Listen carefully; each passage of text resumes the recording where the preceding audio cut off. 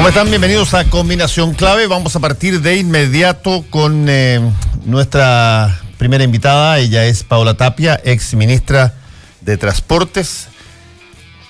Ministra, ¿cómo está usted? Buenos días. Hola Fernando, buenos días, saludarte y a todos los que nos escuchan esta mañana en Combinación Clave. Mañana no muy helada, no tan helada como otros días, ¿verdad? Acá en Santiago. Sí, pero cada vez 4 grados. claro, sí, 4 grados, pero hay que aguantar los 4 grados. Está bien, está bien. A ver, queremos comenzar con usted una faceta del problema, porque no hay que perderse. Lo que ocurrió ayer en esa situación entre el carabinero y el chofer de Uber tiene ribetes que abarcan varias dimensiones. Una de ellas, por cierto, es cuál era la profesión de la persona que conducía el automóvil, que en este caso era un chofer de Uber. Y no es un problema necesariamente de eso, de si es que era Uber o no era Uber, porque también están los protocolos de cuando se debe proceder, por ejemplo, a utilizar las armas de fuego, que eso es independientemente si es que la persona fuera chofer de Uber o un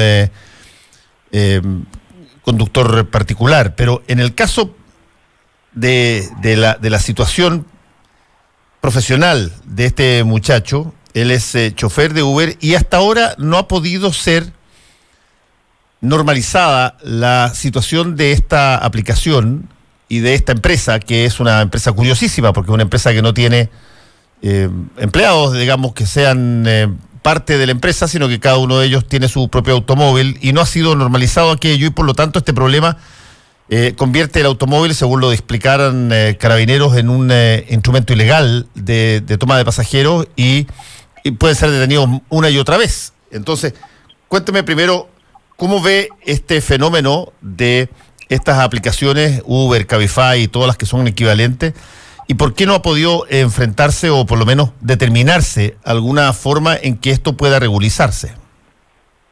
Bueno, Fernando, tú hacías una distinción que es bien clave, digamos, entre lo relativo a la situación que se dio ayer, que es policial. Recordarle a todos los que nos están escuchando esta mañana que la ley de tránsito expresamente establece que debemos obedecer las señales, las indicaciones, toda aquella orden que dé Carabineros en la vía pública debe ser respetada para no vernos sometidos a ningún tipo de situación que luego tengamos que lamentar. Así que haciendo ese recordatorio legal, porque además está contenido específicamente en la ley de tránsito, más allá de los protocolos generales, esa obligación existe. Ahora, desde el punto de vista de la regulación de transporte, hoy día existe un transporte en Chile que está regulado, que es el transporte público, que se prestan los buses, que se prestan los taxis. Los taxis pueden ser taxis básicos, los negros con amarillo, los taxis de turismo, que son los de color azul, y también los taxis colectivos y los taxis ejecutivos. Esas son las modalidades autorizadas, ¿bien? Y por otra parte está el transporte privado remunerado, que es el que se da en empresas o turistas. Sí. Ahora, en el caso particular de los Uber, uno de los argumentos de este muchacho era que, como usted muy bien dice, él comete una imprudencia, hace una cosa irracional, que es no obedecer la orden de detención que hace el carabinero, pero el argumento que él establece es que señala, como lo dijeron varias personas más de la misma lógica Uber, que ellos sienten que carabineros los interceptan intencionalmente para quitarles el auto, eso los deja con varios días sin poder trabajar, además de pagar una enorme multa, pero todo eso tiene que ver no necesariamente con el carabinero, tiene que ver con una normalización vehicular que no se ha producido. Así es, por eso yo les explicaba que estas dos son las modalidades de transporte que hoy día están reguladas y cualquiera que infrinja esa norma, es decir, que preste el servicio con un automóvil que no tenga la autorización del Ministerio de Transportes, la misma ley de tránsito y una ley especial, que es la ley 19.040, establece que la sanción está prevista no solo en multas, sino también en el retiro de circulación del vehículo. Esto antes no pasaba incluso ni con Uber ni Cabify, sino que a mí me tocó construir, de hecho, el primer reglamento de transporte privado en Chile por ahí por el año 2003, en el que precisamente lo que se buscaba era poder resguardar a los usuarios de este transporte informal o pirata. ¿Y por qué? porque en el fondo ese transporte que hacia esa época no estaba en estas aplicaciones, carecía de seguro, carecía el conductor de licencia profesional, que son algunas de las mismas cosas que hoy día se repiten en estas plataformas. Entonces, ¿cuál fue la idea de tramitar un proyecto de ley? Decir, esta realidad existe. No podemos ir en contra de una realidad, en contra de una alternativa para las personas que la consideran legítima y viable, y por lo tanto, en vez de prohibirlo, como ha sucedido en otros países, en Argentina Uber está prohibido. Aquí en Chile se dijo, hoy día es ilegal, pero lo vamos a regularizar y lo vamos a hacer con una ley que autorice que operen, pero que lo hagan con reglas claras, precisas, con licencia profesional, con vehículos con seguro, con una calidad de servicio, y muy importante además, que los taxistas también presten un servicio de calidad. Por ejemplo, que se sancione más gravemente a aquel que adultere un taxímetro. Eso es lo que busca el proyecto de ley. Esas normas hoy día están escritas en el proyecto de ley y nosotros le dimos suma urgencia. Fue la primera actividad, de hecho, que tuve pública cuando asumí como ministra, darle suma urgencia. Eso significó que martes a martes, durante todo el año 2007, fuimos al Congreso Nacional, largas jornadas discutiendo punto por punto el proyecto de ley. Estamos conversando con Paola Tapia, exministra de Transportes y Telecomunicaciones. Sí, es interesante ver por qué alrededor del mundo esta actividad de Uber a veces está penalizada. En algunos casos es porque se considera que es una competencia desigual respecto, por ejemplo, de los taxis, que tienen que pagar una cantidad de plata para justamente circular y una serie de cosas. Pero hay otros lugares donde está prohibido. Alemania, por ejemplo, está prohibido el Uber. Y la razón es totalmente distinta, es bien curioso. Es porque al no tener la empresa empleados, sino que cada una de las personas son dueños de su automóvil y por lo tanto se baten individualmente, Alemania interpreta de que ahí hay una precarización del empleo. No hay, a pesar de que hay una continua, constante y que recibe plata la empresa en términos definitivos, no hay lo que corresponde que debiera tener una empresa con todos sus empleados. Actividad sindical, no hay una posibilidad de generar ¿cómo se llama? Acceso a salud pública o a instancias de jubilación, y por lo tanto la razón por la cual se impide que eso tenga característica legal es porque no cumple con la condición básica de una empresa. Sin duda, el tema de la prestación de un servicio como este de transporte tiene distintas aristas. Una arista claramente es la laboral, otra arista tiene que ver con la tributación, con los impuestos que estas empresas también corresponde que paguen. Otra arista tiene que ver, que es la que tiene mayor énfasis desde la perspectiva del transporte, con el usuario, desde el punto de vista de las exigencias propiamente tal de transporte, pero también de las exigencias de un usuario consumidor, que también tiene que estar protegido frente a una incorrecta prestación del servicio de transporte. Por lo tanto, hay múltiples aristas, lo que evidentemente hace mucho más complejo este problema. Hubo un dictamen el año 2017 del Tribunal Europeo, a propósito que tú citas el caso de Alemania, en el que se confirmó específicamente que Uber era un servicio de transporte y que como tal debía en el fondo estar regulado, cuestión que, reitero, busca el proyecto de ley que hoy día está en trámite en el Congreso Nacional. Por lo tanto, es un problema complejo en el que cada grupo de interés va a dar a conocer su opinión. Sin duda, es un proyecto de ley que buscó alcanzar esos equilibrios, pero que nunca van a ser totales, porque una norma así nunca va a dejar contento a lo mejor absolutamente a los taxistas, a las plataformas tecnológicas, pero aquí lo que hay que encontrar es el equilibrio en favor del usuario, de la calidad y seguridad. Y eso es lo que en definitiva hacía el proyecto de ley, que obviamente podrá seguir siendo perfeccionado. ¿Qué duda cabe de eso? Aquí no hay que enamorarse de una versión, sino que hay que buscar enriquecerla en la discusión parlamentaria.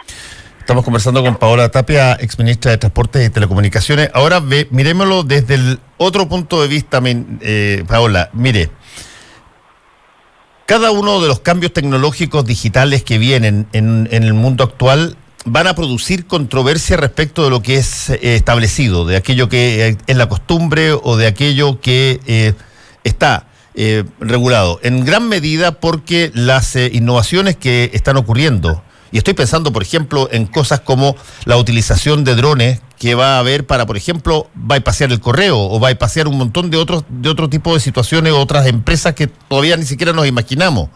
Pero en este caso particular, ya está ocurriendo en el ámbito del el transporte de alquiler, en el caso de Uber, está ocurriendo en el caso de la hotelería, y va a ocurrir en una serie de otras situaciones porque es mucho más eficiente, es mucho más directo, tiene una posibilidad de no ser algo netamente centralizado con grandes costos para la empresa, sino que la cosa se descentraliza en prácticamente la cantidad de personas que participan, y por lo tanto esto no es un fenómeno, llamémoslo así, que irrumpió a la mala porque alguien se avivó. Esto es una cosa que va a continuar probablemente en casi todas las dimensiones, y por lo tanto es mejor estar preparado en serio, no solamente para ir tapando los espacios que se copen con esta tecnología uno a uno, sino que a ver si es que se puede estratégicamente mirar a largo plazo y ver cómo se aborda el tema de el reemplazo del empleo tradicional o de la actividad tradicional por la digital tecnológica que se viene encima. Sí, sin duda. A propósito de uso de la misma cartera, yo fui ministra de Transportes y Telecomunicaciones, y evidentemente en materia tecnológica, las aplicaciones, la velocidad de Internet, todo lo que hemos avanzado también en ese sentido da cuenta de que esta tecnología está presente hoy día y cada día va a ir avanzando mucho más. Entonces, en ese sentido comparto que la autoridad lo que tiene que hacerse cargo es de regulaciones que permitan tener la flexibilidad para implementarlas, pero a su vez teniendo en cuenta, reitero, la importancia de proteger no solo a los usuarios, sino a los propios trabajadores y también a la situación que en definitiva estas aplicaciones puedan generar. Son discusiones de largo plazo, tú lo mencionabas también. A modo ejemplo, yo fui invitada a participar en el Consejo de Políticas de Infraestructura, CPI, que es un consejo transversal integrado por distintos actores políticos y especialistas en materia de infraestructura y transporte, y vamos a tener un primer encuentro, un foro internacional latinoamericano acá en Chile, ahora el 26 y el 27 de junio, en el que vamos a discutir estos temas, que son de largo plazo, las Smart City, la aplicación de tecnología, cómo esto favorece efectivamente la movilidad urbana de las personas y también en zonas rurales. Por ende, estos temas hay que discutirlos, son de largo plazo. En un gobierno de 4 años, evidentemente, no se alcanzan a aplicar todas estas normas y toda esta infraestructura que se debe desarrollar. Recordemos que tenemos que implementar carreteras digitales. En el gobierno de la presidenta Bachelet avanzamos en fibra óptica austral en las 3 regiones ubicadas más al sur de nuestro país, que va a permitir una conectividad que sin duda va a estar a la vanguardia en materia no solo de velocidad, sino también de latencia y de posibilidades de contar con una carretera digital que conecte a esa zona de nuestro país. Pero tenemos que seguir avanzando porque hay zonas aisladas y rurales que también requieren una conectividad, porque esto va de la mano de la educación también, de la telemedicina y de otra serie de beneficios que trae consigo la conectividad. Por lo tanto, reitero, son proyectos de largo plazo que tienen que tener una mirada de futuro y ojalá una mirada desde el punto de vista político lo más transversal posible. Sí, el problema mayor, creo yo, se va a dar en, yo diría, el cambio de algo que estaba ahí y que uno conocía, y que cuando eso pasa, y pasan montones de cosas, por ejemplo, en el ámbito en el cual yo me desenvuelvo, en los medios de comunicación. Los medios de comunicación todos tienden, los medios clásicos de papel. Los mismos diarios, claro. Exactamente, de papel, todos tienden a irse a un medio mucho más eficiente, mucho menos cuidadoso con el medio ambiente. No hay que botar medio bosque para hacer un diario, que es la plataforma digital. Pero la plataforma digital es más difícil de venderse todavía. El modelo de negocio no está claro. Buena parte del diario es gratis y por lo tanto hay una cantidad de ires y venires que son súper tensos, pero no cabe la menor duda, si uno tiene que apostar, que el futuro tiene más que ver con los diarios virtuales que con los diarios de papel clásico o con los libros clásicos. Y por lo tanto hay una resistencia al cambio que se produce en algunos casos porque los actores principales que están en el sistema tienen una serie de requisitos que no tienen los nuevos ingredientes o los nuevos cultores de la actividad. Y eso me imagino yo que debiera ser una cosa relativamente rápida de solucionarse si es que se tiene una visión hacia dónde van las cosas. ¿Por qué se ha demorado tanto, digamos? sin duda. Por eso es que, concretamente, a propósito del tema que estábamos hablando y que nos convocó en esta situación, este hecho de connotación pública, yo creo que obviamente es lamentable que una persona haya resultado herida, sin duda esto se podría haber evitado y por eso el llamado de nuevo es a informarse, a que tratemos de evitar este tipo de situaciones, pero sin duda al representar estos nuevos desafíos y al tener mucha incertidumbre por delante, es que es más necesaria la transversalidad de estos proyectos. Creo firmemente que en la medida en que uno logre alcanzar estos consensos, sin duda es más fácil buscar una regulación que sea lo suficientemente flexible, pero a su vez, reitero, que vaya protegiendo a los usuarios y a los mismos trabajadores. El desafío es tremendo, pero desde ya Chile, y por eso creo que es muy relevante trabajar en la infraestructura digital, está dando un paso muy importante hacia adelante en el desarrollo digital, porque hemos leído, y esto lo hemos hecho bien, con antelación, que es necesario regular estos temas, que es necesario hacerlo con una base, pero no con el detalle. Por ejemplo, te doy otro ejemplo, cuando discutimos en el Congreso Nacional el proyecto de velocidad mínima garantizada de Internet, discutíamos cuánto escribíamos, y por ejemplo España escribió 1 mega, pero entonces ¿por qué 1 mega? ¿Vamos a modificar la ley después cuando tenga que ser 2 megas y 3 megas? Y ahí nosotros entendimos todos transversalmente que no era necesario amarrarse un número, que lo que hay que hacer es buscar garantizar estos derechos en forma general, pero a su vez entregándole al usuario, y así lo escribimos en ese proyecto de ley, las herramientas para poder reclamarle a las empresas cuando su plan, cuando su contrato no se cumplieran. Y eso lo hicimos con un software que van a poder bajar luego de la página web y van a poder medir la velocidad de su plan para saber si la empresa está cumpliendo o no. Entonces, el futuro también viene de esa forma, con una regulación base que a lo mejor no es tan extrema, tan detallada, porque es imposible regular en números una tecnología que incluso hoy día ni siquiera conocemos, pero entregándole al usuario las herramientas para poder reclamar y para hacer valer sus derechos contractuales.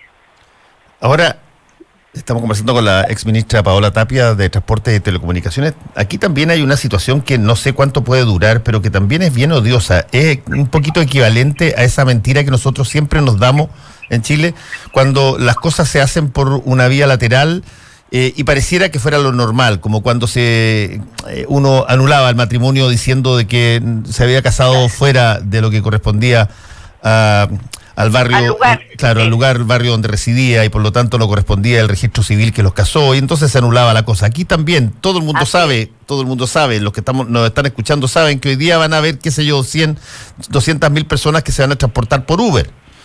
Y o por los equivalentes, y que van a transitar por Santiago, a pesar de que desde el punto de vista estricto de la ley es ilegal. Legal, claro. Es ilegal, pero todo el mundo sabe que eso es así y que va a pasar así, y por lo tanto esto se dilata, se decanta y se transforma en una costumbre que de alguna manera genera esta, llamémosla, dejación para otra instancia o para otro momento sin que se aborde.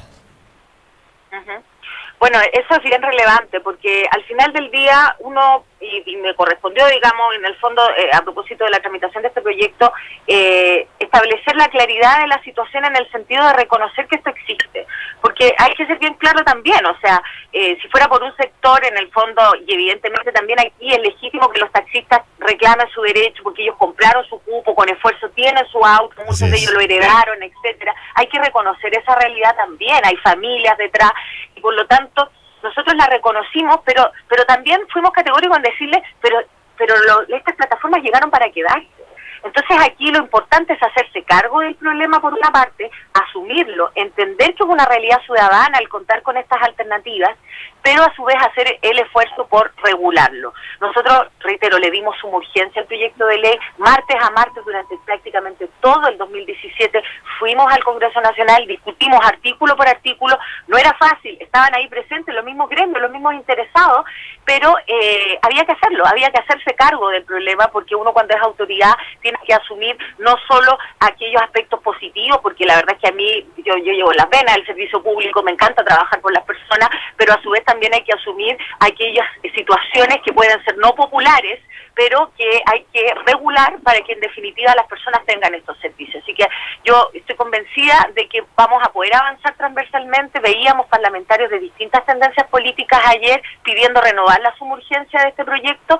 Es el camino, la regulación es el camino, y por lo tanto esperamos que este producto pueda llegar en definitiva a un buen proyecto de ley que no va a dejar, reitero, aquí este proyecto de ley es claro y uno no tiene que ser mago para vaticinarlo, que no va a dejar contentos a todos, pero sin duda va a permitir avanzar en lo más importante, que es que los usuarios tengan esta alternativa formal regulada de servicio de transporte.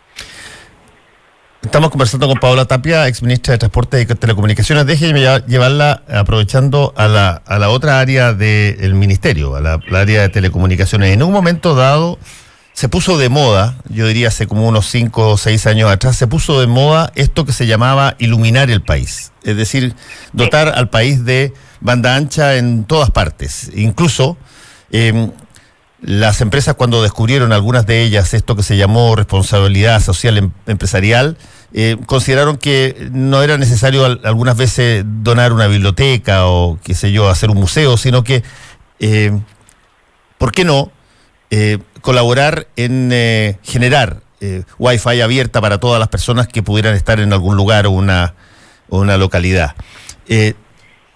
No sé si es que estoy en lo correcto o no, y me gustaría que usted me corrigiera si no es así. Sé que, porque se ha dicho muchas veces, Chile es uno de los países más avanzados en materia de conectividad en términos de Internet en América Latina, pero todavía cuesta bastante encontrar espacios gratuitos en algunas ciudades grandes y en algunos locales de Chile. ¿Qué tal ha habido esta idea de iluminar el país? Bueno, la verdad es que hemos avanzado en forma considerable. Efectivamente, Chile está a la vanguardia en Latinoamérica, dentro de los países que tienen mejor conectividad entre números de habitantes y conexiones. Y en ese sentido, estos proyectos que les mencionaba anteriormente de fibra óptica, que además se están desarrollando, por ejemplo, en el gobierno de Tarapacá, con aporte del gobierno regional, sin duda van a ser muy relevantes para mejorar no solo que exista la conectividad, sino que ésta tenga la velocidad y la calidad esperada por parte de las personas. Ahora bien, aquí contribuyó mucho también, y este es un proyecto de nuevo que viene también desarrollándose desde el gobierno anterior, de Sebastián Piñera como presidente, y también el gobierno de la expresidenta Bachelet, que es de los concursos 700 MHz. Eso permitió liberar espacio y concursarlo, licitarlo, y ha permitido llegar a más de 1.200 localidades rurales de nuestro país, más de 500 establecimientos educacionales, más de 12 rutas iluminadas, como por ejemplo el lago Chungará, que hoy día cuentan con conectividad y que antes de desarrollar este concurso no existía. Sin duda han existido problemas de implementación, yo lo sé, hay algunas conectividades que no han funcionado del todo bien, pero en términos generales se logró ampliar la cobertura y la calidad de los servicios. Este ejemplo da cuenta de la importancia que tiene para Chile el desarrollo de esta infraestructura digital, de estas carreteras digitales. Lo que va a suceder en el sur de Chile cuando esté implementada la fibra óptica va a ser muy, muy considerable, y cada día también van sumando pequeños esfuerzos. Nosotros el año pasado pusimos en marcha algo muy relevante que hoy día está dando fruto, que es la electromovilidad. Hablamos de que al 2050 la totalidad del transporte público en nuestro país tenía que tener esta tecnología, que además la implementamos, a propósito de lo que estamos hablando, con conectividad de Wi-Fi, con la posibilidad de cargar los celulares, de modo tal de que le dimos a los usuarios nuevas características en el desplazamiento que fueron muy valoradas, y que recientemente el Ministerio ha dado a conocer la nota que le pusieron a estos 3 buses que comenzaron a funcionar el año pasado, que es un 6,3. Esto sumado además a los cambios que hicimos normativos, porque cambiamos los asientos, las manillas, una serie de cosas requeridas por los usuarios, dio cuenta de que dando calidad las personas valoran ese servicio, lo cuidan más, y además está asociado a la tecnología, lo que sin duda contribuye a tener una mejor experiencia de viaje. Para terminar, le quisiera preguntar sobre otra variable que eventualmente se va a venir en términos de transporte. ¿Qué es lo que corresponde que venga antes? ¿El huevo o la gallina en materia de lo que podríamos denominar los vehículos eléctricos que van a venir, no sé cuándo en términos masivos, pero sí, no cabe la menor duda que por lo que está ocurriendo en varias partes del mundo, donde varios países han legislado de que a partir de, por ejemplo, Alemania, creo, el año 2015, perdón, el 2028, ya no puede venderse ningún vehículo que no sea eléctrico y por lo tanto tienen que empezar a crearse la infraestructura de soporte de ese parque vehicular eléctrico que viene antes. Entonces, repito yo, el que de pronto nos demos cuenta que están disponibles vehículos eléctricos en todas partes y hay que hacer todo el cambio de estaciones de combustibles fósiles al combustible eléctrico, ¿qué tanto se puede avanzar para generar una infraestructura que reciba con bastante adelanto lo que es inevitable que suceda? Bueno, sin duda, en materia de electromovilidad, ha sido esencial el trabajo conjunto que se hizo en su oportunidad con el Ministerio de Energía, con el Ministerio del Medio Ambiente. Nosotros elaboramos una hoja de ruta, que es muy importante para partir una política pública. Elaboramos una política que es la estrategia de movilidad. Y esa estrategia de movilidad, precisamente, esta hoja de ruta que lo que establece es cuáles son los pasos siguientes.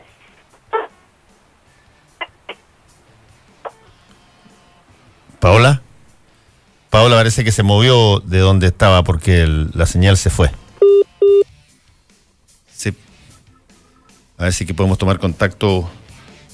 Tenemos unos minutitos todavía, así que podemos tomar contacto con la exministra Paola Tapia de Transportes y Telecomunicaciones. La actual ministra Gloria Hatt ha heredado una serie de cosas que están en el Congreso efectivamente respecto de todo este tema de modernización en materia particularmente de transporte y sobre todo de telecomunicaciones en todo el área son áreas peliagudas en el transporte, toda la lógica de Uber, Cabify y las aplicaciones tecnológicas, y en el área de telecomunicaciones lo que tiene que ver con la iluminación en términos de Internet. ¿Estamos, Paola, de nuevo? Sí, acá estoy. Ya. Le preguntaba sobre eso de la electromovilidad y cuándo uno empieza a trabajar para algo que se considera inevitable. Sí, no me quedó claro dónde se había cortado la comunicación. Yo les contaba que nosotros elaboramos una política, una estrategia de movilidad que es la hoja de ruta necesaria para poder trabajar en esto que tú me preguntas, que cuáles son los siguientes pasos que vienen.